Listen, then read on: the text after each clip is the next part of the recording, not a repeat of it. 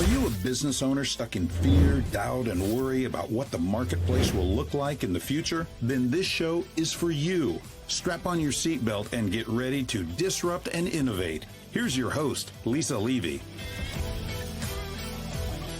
Today on Disrupt and Innovate, I am excited to welcome Dawn Holly Johnson. She is the creator of Design for Success and a powerhouse advisors to founders, CEOs, and owners who know that discipline, effort, money, and intelligence won't get them to extraordinary. Dawn Holly designs businesses to evolve so people, customers, and results can thrive. With more than 3 decades of experience spanning enterprise transformation, operational excellence, scalability, and culture design, she has uncovered hundreds of millions in opportunities and helped organizations align from the boardroom to the front line around what really matters. If you want to build a business that performs at the next level, this conversation's for you. Dawn Holly, welcome to the conversation. Thanks, Lisa. Great to be here with you. I am excited to have this conversation with you today and see what you can share what those golden nuggets are for the listeners. So let's start with the basics. What is it that you're doing today and why is it so important right now? It's so important right now because the world is changing. In case you haven't noticed, whether you watch the news or not, the world is changing and a lot of the old systems are crumbling. And what's not happening fast enough for me are the business systems that are in play that do nothing but harm customers, employees, the owner of the company, the profitability of the business, it's just harmful. And unfortunately, we've grown up in these belief systems. Now, the younger generations are starting to question these things. They don't necessarily have the answer, but they are questioning or do not want to deal with. And it's not that they're not willing to work. It's just that they can clearly see this doesn't work. Why would I want to work that way? And I've been questioning that all my career. Why are we doing it that way? Why are we doing it that way? So, what is relevant is the fact that you have new generations that you're hiring and they are not asking stupid questions. They are, making people think about new ways of working. And that's what I bring is a proven, infinitely scalable, highly efficient and effective, culturally innovative business model that you can't help but win if you implement it. You just cannot help but win. So, it's about changing with the times. We need flexibility and adaptability. It's not 30 years ago when you could predict the market 5 years out or the economy or what people needed. That changes with technology daily now. And you got to be willing to pivot all the time. You do have to be willing to pivot all the time. And I hate the phrase pivot, but it's unfortunately really very relevant. Let's talk a little bit about the younger generations, right? The way we've always done it doesn't work anymore. And I will throw out my belief that it never probably actually did, right? Every generation, right? The thing that came before us, we grow out of, we transition away from. And when you and I were entering our careers, the ability to challenge the status quo was frowned upon. Trust me, yes. Oh, right? My battle scars, trust me. Well, even when everything inside of our head said, this is stupid, this is irrational, this is not what we should be doing, if we had raised the questions and the concerns, we would have probably lost our jobs. I did 11 times. Okay, I did along the way a time or two as well, but today, we have a younger generation that is questioning. That is a huge paradigm shift. What are the things that you see that they are questioning the most that you and I may have just accepted as the way that we were supposed to conduct work? What's one of the things that they're challenging that you're happy to see challenged? Well, let me just say this. You did speak to the point that we adapt and evolve, but when it comes to business models, we have not. Okay, we are still working the industrialist business model of Henry Ford. Okay, we are still working that today. For instance, he created the 40-hour work week. Well, the Gen Zers and millennials even are going, why is it 40 hours? I've questioned that my entire career. If I'm adding value, if I have added value to the team and they can continue to move forward, I'm done. Now, whether I was able to do that in 10 hours or 60, that's my problem. Okay. So it's about adding value, not about having these restrictions to how and when you can do that. So I don't know, Lisa, you probably experienced in your career. I've had some managers that are like, well, you have to stay for your 40 hours, or you can't leave early today, or you can't. What? I'm done. Like, yeah, it's just, and I started working from home 30 years ago too, but I was the first in my 50,000 employee company to ever do that. But that was a negotiation coming in. And Yeah. I was their most productive employee. My boss told me that. So, the need for flexibility in COVID woke a lot of people up because they realized they could spend more time with family and still keep their businesses going or their job, still support the organization. And, it depends on what you do, obviously. If you're building something, you have to be in a manufacturing facility as an example. But, administrative folks, why? I mean, why do we have to show up and sit in a cube and never see daylight for 8 hours? And, so there's something around, it's a healthier perspective of the whole human being that work is not everything. And yet what I'm proposing is that we all actually could add more value faster, more effectively, with higher interest to customers if we work differently. So that's one of the 14 paradigms that I challenge in my book, is why the 40-hour work week. And there's many more, but I want to preface something real quick, Lisa, and that is that we're born into these paradigms. Mm-hmm. Okay. It took me 20 years to realize, hold the fort, because no matter what industry I worked in, I've worked in every sector, no matter what size company I worked in, they all had the same problems. I'm going, what's going on here? And got to the root cause of it. But in doing so, it's like, why would we choose to work this way? Well, it's because it's always been done that way. And that's how you grow a company. And this is how you design your org chart. And this is how you, when you lose capacity, you throw people or tech at it. When it's everybody's doing the same thing over and over again. But I will say this, following all those paradigms, which you might not consciously realize you're doing, you actually have no freedom because you think this is the way we do business right here. And I'm proposing this over here. And until you're aware that there's another way and a better way, you have no choice but to stick to the old and to keep following it. But the old way does nothing but generate all the common problems every single business has. And It's we completely perpetuate them. designed to create problems. It's designed to create the problems, and once you think you've solved them, what you've actually done is added the next layer of problems on top of them that are Correct. Yes. already, right, to your point, in the 14 paradigms, and I don't know which years they are specifically, but I do know that they build, right? I see it. I deal with this with my client base. And once we're Yes. really good at doing the way we've always done it, we have created really painfully slow businesses that don't perform as well as they should.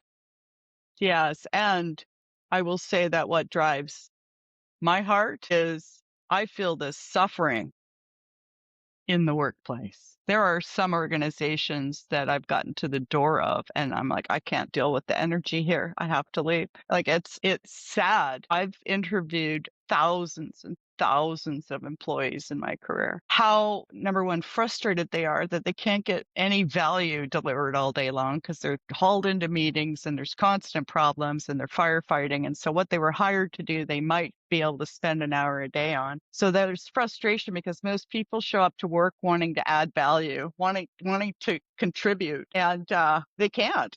The system is fighting them the whole time, and their manager micromanages them or treats them with disrespect, doesn't listen to them. Nobody in the top of the hierarchy is asking the front line, how are you guys? What are the problems you run into? They're the ones touching the customer. I mean, it's become so, everyone's become so separated from everyone else that nobody's talking and nobody's solving and seeing the big picture, the overall problem. And it's hard for me to see. So, my first acknowledgement in the book was to my children in the hopes that what I was trying to bring to the world would allow them to have the freedom to contribute their talents, in a meaningful way, and not to have to go through what I went through in business, because That I challenged everything, and it that got is me a in a lot of trouble. powerful. Oh, and everybody right around me goes, "Well, Lisa, you like to get into trouble." It's like, no, Yeah, that's not actually the goal, right? The goal it's is never not the goal. to get into trouble. It's sometimes as a natural byproduct of trying to challenge the status quo, disrupt the norms, do all of the things that are so desperately needed. One of the things you said a couple of minutes ago, and I just want to bring this back around for the audience in case they missed it. In a time right now where we are hearing so many horrible CEOs who have microphones say that we need to have butts in chairs. We need to be in Hmm. the office 5 days a week, business hours, all of those sorts of things.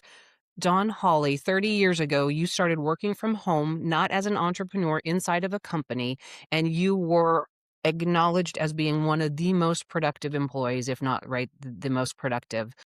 30 years ago, we did not have Zoom. We didn't have Yep. video conferencing. We may have worked with bridge lines, right, on the telephone, doing Hmm. group calls that way.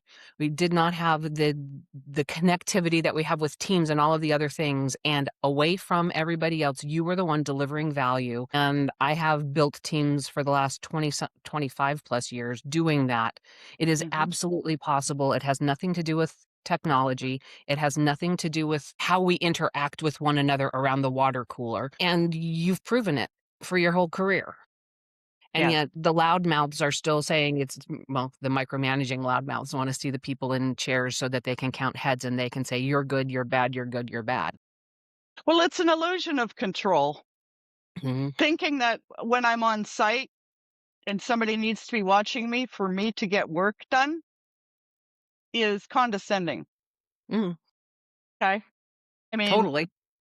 you can tell who's adding value and who's not adding value in your organization. And in fact, in the hierarchy, people can hide very well, especially leaders. Poor bad leaders can hide very well in hierarchies.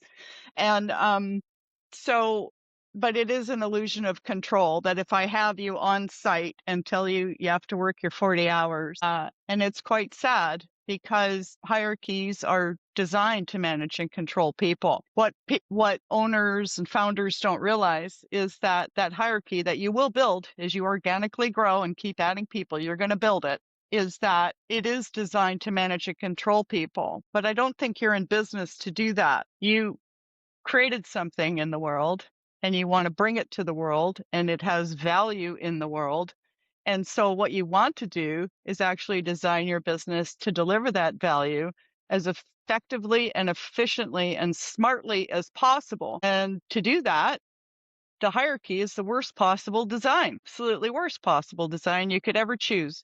But back in the industrialist era, which we're still dealing with the educational system fallout from Yeah. that, is people were trained just enough in school to work for the industrialists and make them money. That was the design. Yeah. Okay, it was designed that way, and then we need to manage and control and keep that workforce down. Okay, the young ones are coming in, going, heck no, not going to play that game. You're not going to hold me down, and you're killing innovation and creativity, and you're killing all of it, right? So why would you continue to use that model? But I think what people don't realize consciously is that your org chart is a design into how your business will function. See, people think, well, I got this business model and this is how we're approaching the market, but you've missed the whole point. The org chart will dictate how well you deliver value to the world, period. Absolutely, because that's the first place when things go wrong, you start looking at where in a company that is not functioning properly, where do we place the blame? And the org chart is designed to help you place blame at that lowest possible level. It's not me, it's not me, it's not me as you're pointing down, down, down. That's horrifying. Yeah. Yeah. The front line often gets blamed for things, but the end of the day is that you're not designed to be a business. You're designed to manage people in a hierarchy. So as an engineer, I can tell you that design is all wrong. And so it's the design brain that I have. I'm a big picture thinker. Sure. not your typical engineer, but I have the thinking of why wouldn't I design something for fit, form, and function of what it's meant to deliver, right? Like I have an output I'm supposed to have, and so I'm going to design it to create that output, right? Well, we're not designed at all to deliver value to the world. We're designed to manage people, drop balls, delay things. No, Department A has no idea what Department C is doing. Yeah. To dictate down communication, but no communication's allowed to come back up unless it's only positive feedback, because any negative feedback, right? Like this isn't working, guys, doesn't want to be heard typically. And so it's an ego construct, the hierarchy. It's an ego construct, and it's the illusion of control. And it's the worst accountability structure you could ever create. So that's an interesting shift in your language right there, right? The management structure is about managing people and not about accountability. But the important thing in this is accountability to drive value so that our customers are getting what it is that they need, and that it is, using more of your language, fit for use. Yes, exactly. Exactly. Tell me a story about going through an experience with a client where you took them on the journey and switched the paradigm for them. Absolutely. Absolutely. This was a 900 employee, and I talk about, people ask me about business sizes, and I never talk about ARR. I talk about the number of employees you have, because as you linearly grow your employee base, you exponentially complicate your business. And that's not the employee's fault, by the way. It's because your systems, processes, and the hierarchy are getting so complex that nobody can get anything done. But this is a 900 person organization that had been around quite a long time. And so they had the operations, delivering, and then the customer service call center. And no matter what problem people called in customer service, they had about a 20% chance of solving it the first time on the call, which is what you want, first call resolution. But I will say you want even better, which is they never had to call you. Yes. Okay. So no one was tracking all the reasons people called. Okay. When customer service has a problem and they can't solve it directly, they have to go to other departments. But those other departments was not their issue was not to keep customer services numbers better. They were trying to hit their operational numbers. So in their spare time, they would try to support something thrown over the wall from customer service to solve. So there was a backload of cases, some 2 years old, that never got solved. I mean, it just sat there, like, to heck with you, customer, right? So number one, operationally, they're delivering some poor quality. Your own internal department's trying to tell you this, and you don't care. You got to keep your numbers, right? So everybody's working individually.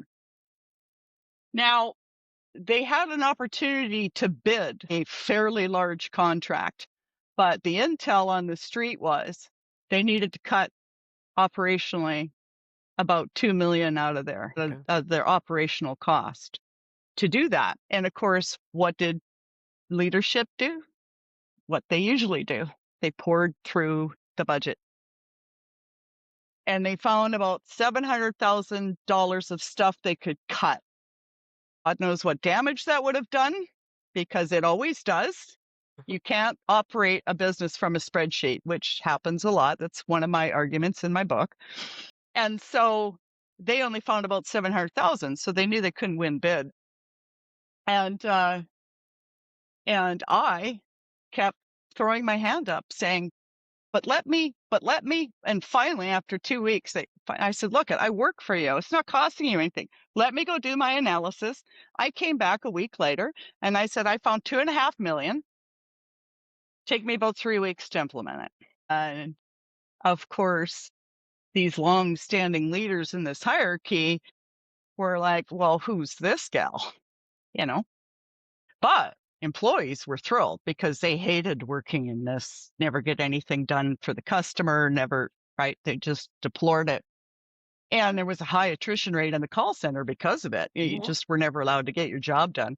And so 3 weeks, pulled people from these various areas, pulled them all together, redesigned the process, got rid of some of the tech stack, which was redundant because one department had bought a workflow, another department had bought another workflow. We only needed one. Okay. So freed up some IT staff to go. There were open recs for IT staff. Now we didn't need them. And we redesigned the process. We also upgraded the system a bit to capture reasons why people called. 2-level code, high-level reason, detailed reason, and then notes where we told people to put semicolons to say da-da-da-da-da, semicolon, da-da-da-da-da, so that we could grab text and like look for specifics, right? The specific trends. We brought some of those operational people into the call center so they could real time get on the phone with the call center person. If the call center person couldn't solve it, and you just take care of it. Okay. Now that was less people that were occasionally monitoring these workflows, because you can imagine typing text, only have so much room. Customer service speaks English, operations speaks operations. Okay. And the translation would get lost all the time. Well, now real time we were working. Okay. So we went from 20% first time resolution to 90% first time resolution in a day. Within a week, we had captured 4 main reasons why we were having these problems. And so within 2 more weeks, we had reduced call center volume by 25%. So we just let attrition ride. We didn't need all those people in the call center anymore. We just quit hiring. Okay. And that took a little time, but nobody lost their job. Okay. And less people were starting to leave because they were actually able to help people. Everyone's metrics improved, right? And this huge backlog got cleaned up within a month with the same amount of people. And now we were solving things real time, 90% of the time, first day. We had customers saying on the phone, I can't believe I have tried to get this resolved for 6 months. I can't believe, right? So within 6 weeks, we had declared $2.5 million in savings. They went to bid, won a 5-year $1 billion contract. They would have never had any of that. They would have had to lay off at least 20% of their workforce if they had, right, not been able to And they would renew have that failed to contract. deliver on the contract, right? The old way Correct. would never have actually delivered on what Correct. would have been expected in that contract. That's right. John Holly, that is a fantastic story. I mean, I kind of have some goosebumps going on because just systematically, right, taking it from the customer experience back, right? That is something that I am passionate about in the work that we do, that every action that takes place inside of every business needs to be aligned to drive value to the customer, or it's wasted time, effort, and energy. Absolutely. Plain and Absolutely. But simple. we're not designed to accomplish that. We are not, and it's really hard to switch kind of upside down and backwards the thinking.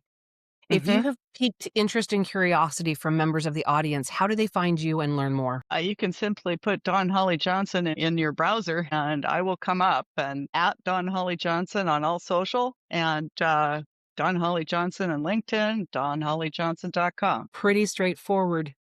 Over your shoulder, I see What CEOs Need to Know, your book, for people who are just listening in. Again, the title is What CEOs Need to Know. Is that available on Amazon? It is. And if you go to my website, just zip down to the footer and you can click and buy it super easily without having to search for it. There you go, right on the donhollyjohnson.com website. Yeah. Easy for you to say, not so easy for Yeah. me today. Oh my gosh. Yeah. What a fantastic conversation. Thank you so very Thank much for you. taking us through the reality, right? And reinforcing, right? Our world is changing. The old systems don't work. We both kind of challenge whether they ever did, other than on a manufacturing Yes. line, what they were Yes. designed to do. Yes. And the power that our younger generation is having, standing in and questioning those norms, the things that Don Holly Yes. and I took for granted. We didn't have a choice to question when we were coming up in our careers. The next wave, our Gen Zs are, and they're seeing Yes. that the trends and the things we can't plan and have 5-year plans, right? The rate of change is too fast for that. There are things that are evolving every single day that the old modes are so out of place, but what Don Holly is doing with her clients is a proven, scalable, effective, and efficient culture-based business model that breaks the old model, right? It is a true and legitimate paradigm shift, and every business needs to think differently, and this is a really good place to start. So Don Holly, thank you so much for being here and having a conversation with me today. Everything you're talking about resonates so clearly for me. And audience members, you know my rules. Don't get left behind. Join me next time. That's it for today's episode of Disrupt and Innovate.